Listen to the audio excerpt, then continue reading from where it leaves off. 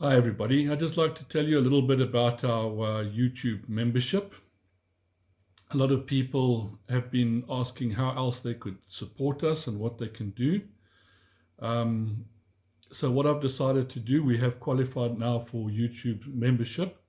So if you'd like to show your support, you can have a look at the little join button below. If you click on that button, it will show you all the different perks.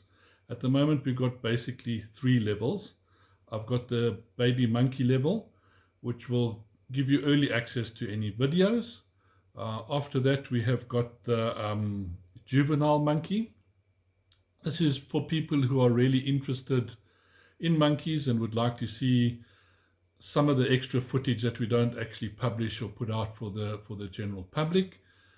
So if you are interested in that type of thing, we will be putting up extra footage every now and again for people to have a look at. And then we have the Alpha Monkey level. Will be for people who'd like to see an extra video during the month. So what we'll do is we'll publish a special video just for these people, which will be released once a month, and there'll also possibly be access to live streaming depending on the quality of our internet connection. With all of this comes also some badges that YouTube sets. So the longer you stay a member, the little badge will change color, showing how long you've actually been a paid membership for, which might also help.